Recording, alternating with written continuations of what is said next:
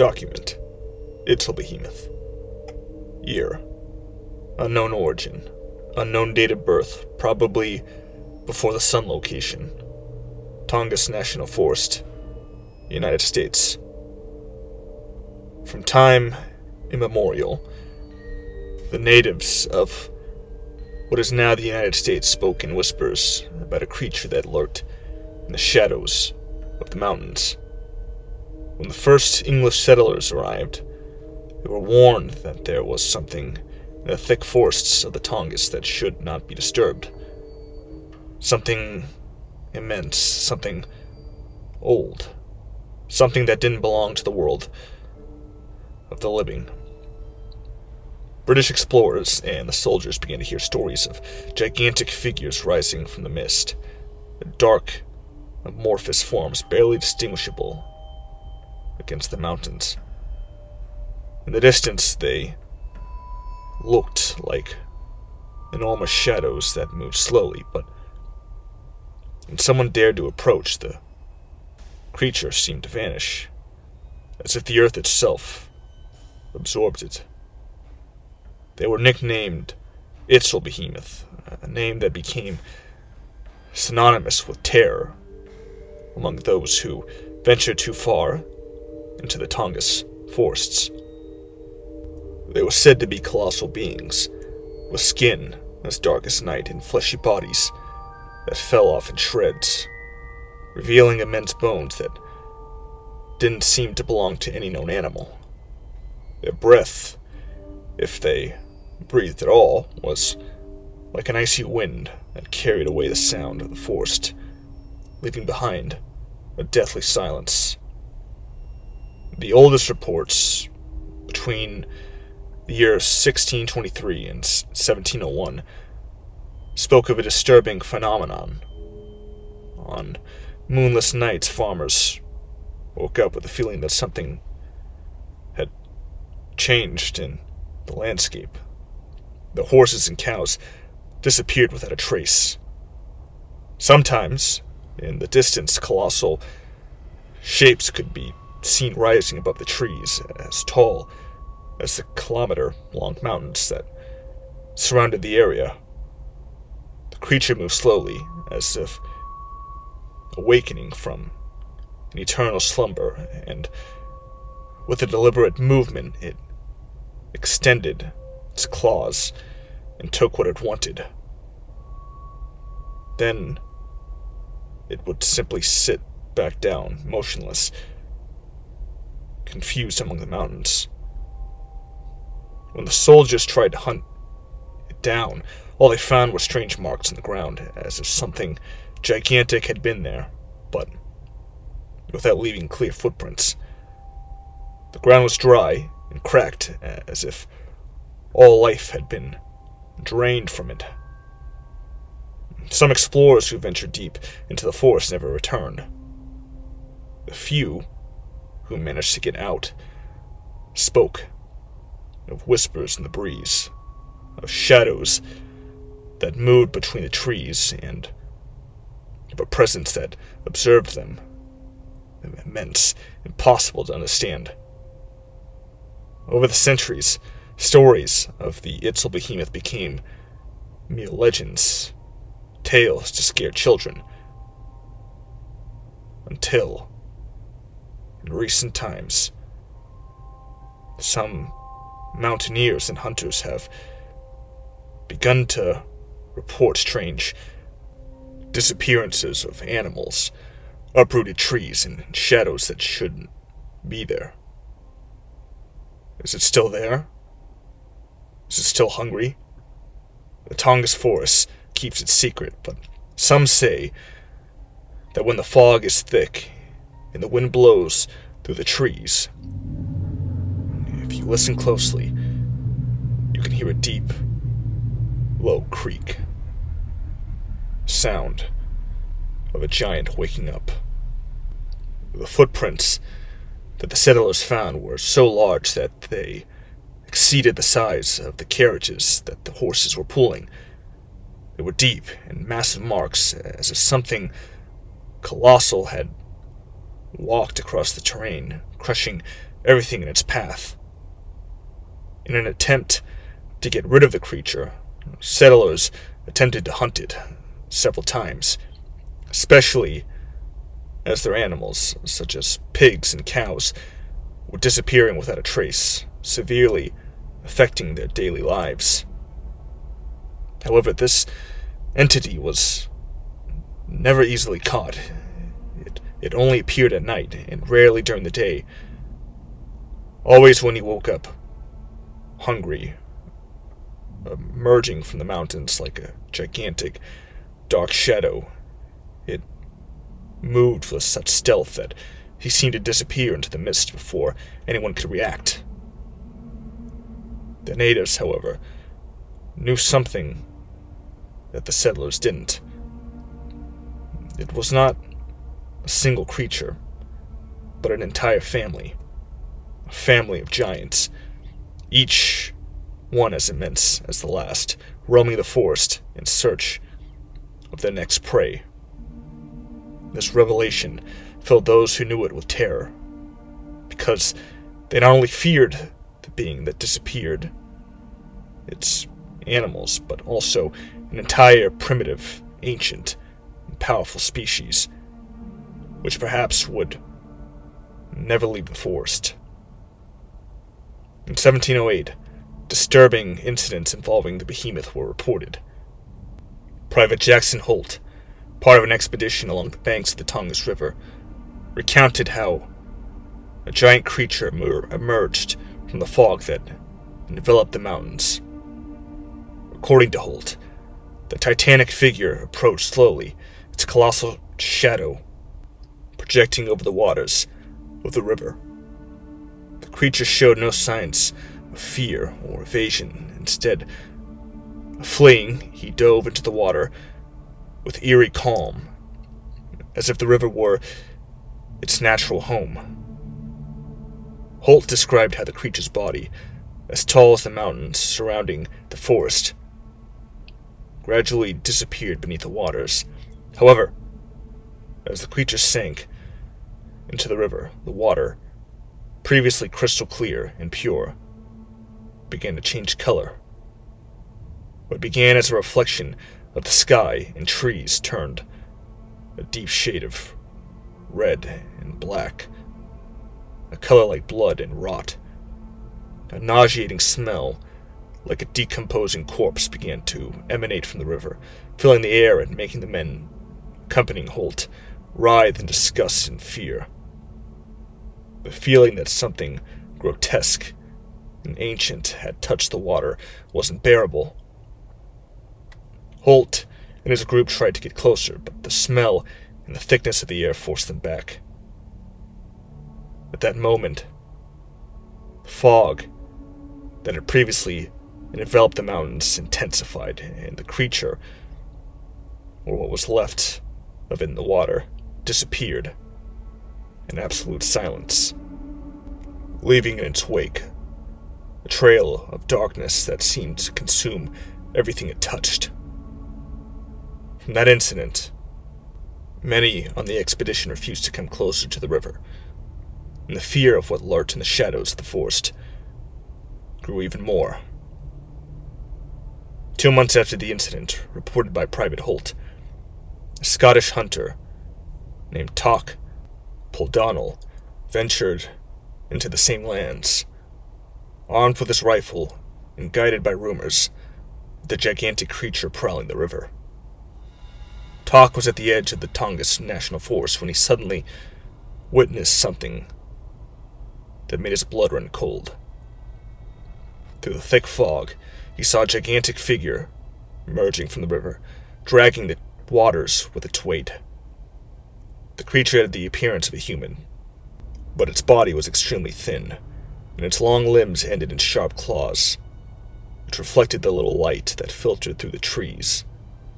In his hand he held a monstrous fish, as big as a ship, struggling to escape its grasp. Toch, aware of the danger, quickly hid behind a nearby bush. From there, with his heart racing, he aimed his rifle and shot the creature. The bullet hoping to hit the side of its head. But to Talk's surprise, the projectile bounced off harmlessly. The creature, far from reacting with pain, continued on its way as if nothing had happened, without showing signs of affection. The hunter, trembling, took a closer look. He described the creature as something dark, a shadow that seemed more like a manifestation of darkness itself than a tangible being.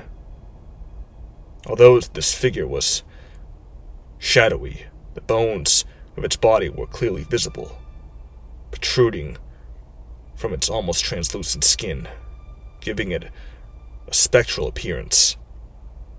But the fish the creature was holding was even more disconcerting. Talk described it as a giant catfish, at least 8 meters long, with a jaw similar to that of a crocodile. Its skin was a pale gray, and the scales glistened unnaturally.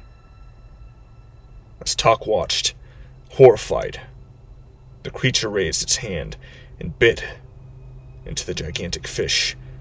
With a single movement, he devoured half, and as it chewed, the animal's bones crunched macabrely, as if the sound of its chewing were amplified by the echo of the mountains. The creature finished devouring the fish with a disturbing calm, and then, without any haste, it disappeared into the mist, getting lost among the hills, with the same ease with which nightmares fade. Talk, paralyzed by what he had witnessed, was never the same again. No one else has reported seeing the creatures, but the legend of the Immortal behemoth and its horrors continues to haunt the mountains, fueled by the few who dare to speak of the impossible. Talk, still, with a pale face and a trembling voice, recounted what had happened with a disturbing calm. As the memory of that encounter consumed him, he said, "That thing was the most fascinating thing I saw in my life. A monster eating another monster. The shadow ate the giant fish, which must have measured at least 8 meters. I estimated that it probably weighed about 20 tons, but the strange thing was that when the creature opened its mouth, there was no doubt that it was no ordinary being.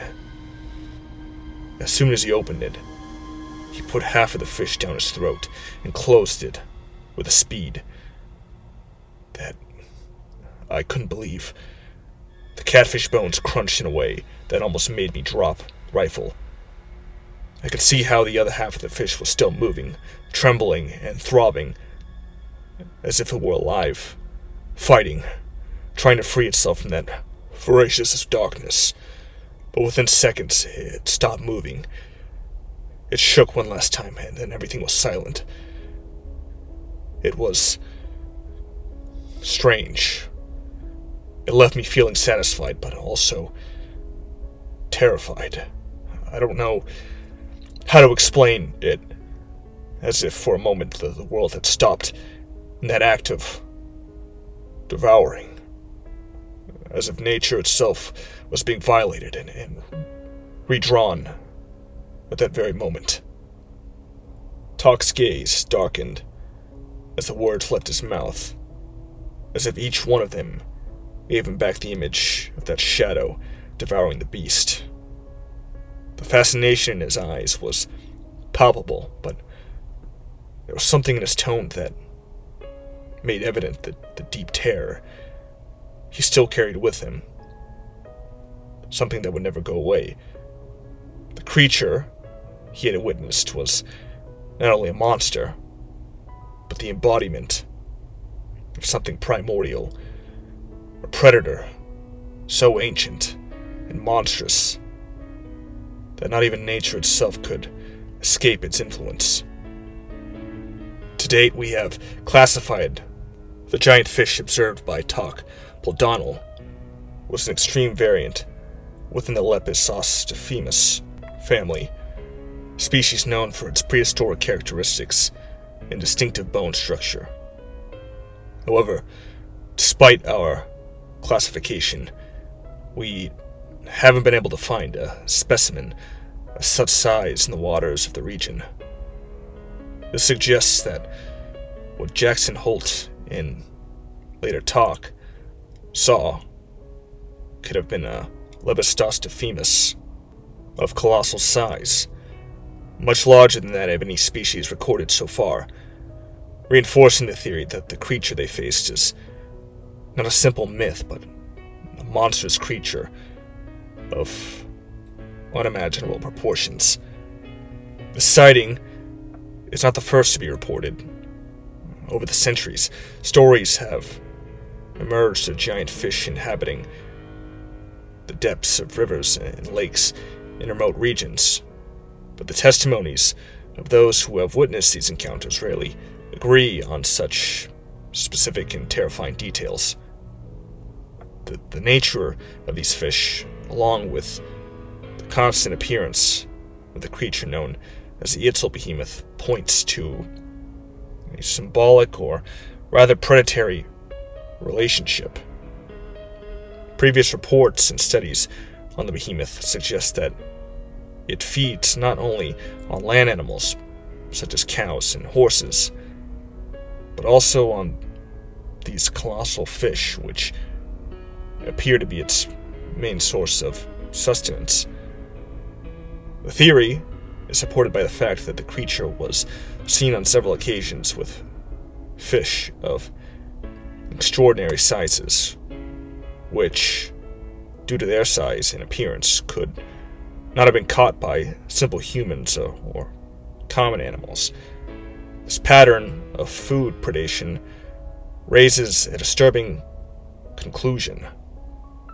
The behemoth not only inhabits the forests of the Tongass and other remote regions, but its ecosystems include these monstrous fish creatures that appear to have been its food source for centuries. And the most disconcerting thing is that we still don't understand how many of these monstrous beings live in the shadows of the rivers and mountains. The evidence collected so far suggests that this creature is, in fact, terrestrial, and has existed in our world since time immemorial. Over the years, we found bones of giants up to 7 meters high, but the most disturbing thing is that most of these remains belong to young individuals or even children who would not have reached adulthood. This implies that true adults of their species could be much larger, something we could only imagine so far. The oldest remains discovered are no more than 60,000 years old, which is terrifying in itself, but recent analyses have revealed something even more disturbing. To this day, in 2015, we've collected samples of the flesh and putrefaction these creatures leave behind in the rivers of the Tongass. For decades, we had assumed that pollution in these waters was a consequence of human activity and a lack of environmental control. But after analyzing the samples, we discovered that this contamination is much older, dating back to times when humans hadn't yet altered their environment significantly. Analysis of these slimy, fleshy substances similar to a mixture of pus and decomposing tissues yielded puzzling results. Carbon-14 dating indicated that some of these entities could be up to 57,000 years old, but that wasn't even the scariest thing. When more advanced studies were carried out on the isotopes present in their tissues and DNA, The results were impossible to accept with the naked eye. There were elements in its composition that didn't match any known organism. The most chilling thing is that some of these compounds could have existed before the sun itself began to shine, raising a disturbing question. Did these creatures exist before the formation of the solar system? To get more answers, we sent the most prepared exploration teams to collect additional samples. They returned with a horrifying find. They brought with them bone from one of these beings. Microscopic analysis of the cells revealed a terrifying characteristic. These creatures possess constant regeneration, and no matter how much flesh is shed, their bodies grow back. That is, they are practically immortal. This discovery breaks everything we know about biology and evolution. If these entities have been here since before the sun shone, what other unknown things could be lurking in the darkness? The concept of aging seems not to apply to these creatures. The samples analyzed suggest that what is coming off is not recent skin, but rather fragments that could be 500 million years old or more. What we have assumed to be decomposition is actually a regeneration process so advanced that your bone structure can generate new limbs from a single severed bone. In other words, these beings not only heal, but can multiply from themselves. Even more disturbing is it's incredibly resistant.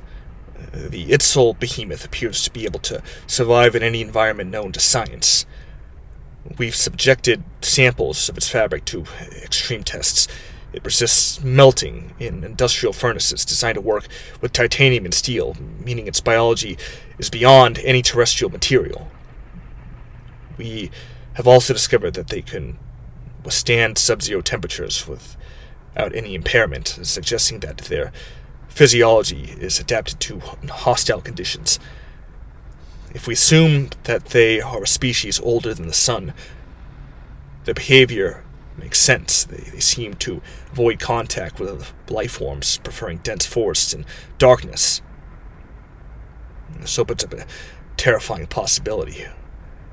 What was the Earth like before the sun? If these creatures existed before the planet became what we know today, their origin could date back to a time when Earth was a desolate rock, devoid of life or water.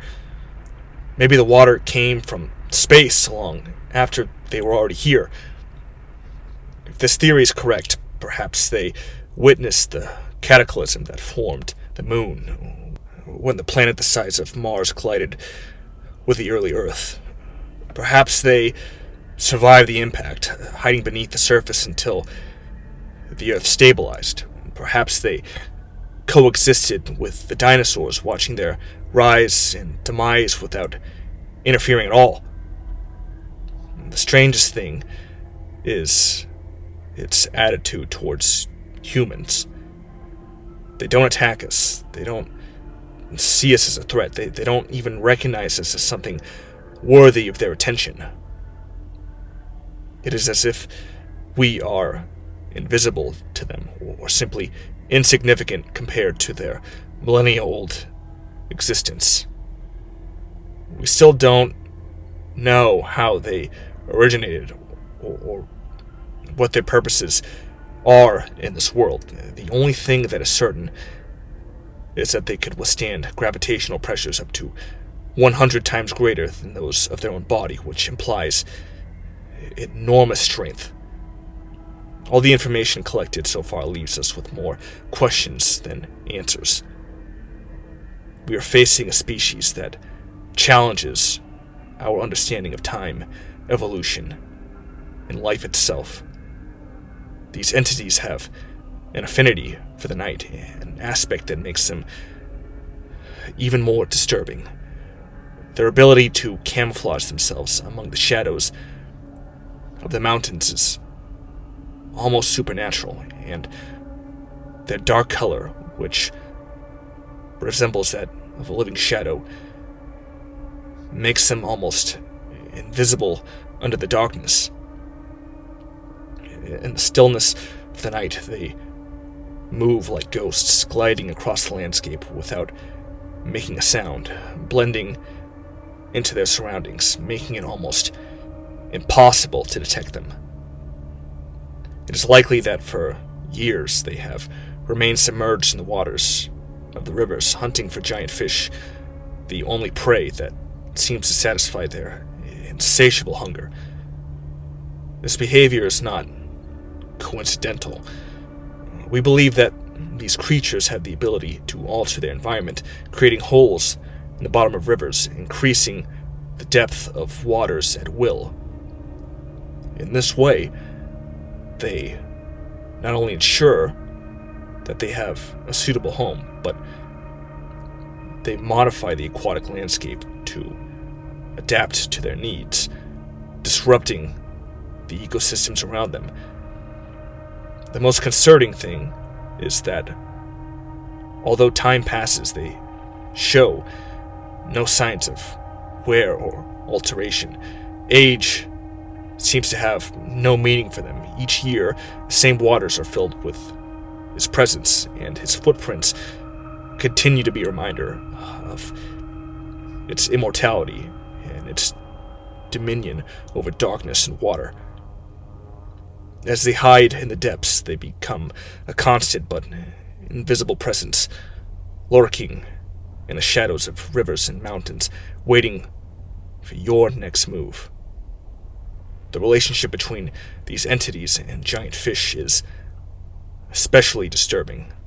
If they are truly capable of creating and maintaining impossible depths in rivers, the fact that they are hunting such large creatures suggests that they possess intelligence and abilities beyond what our current understanding can achieve.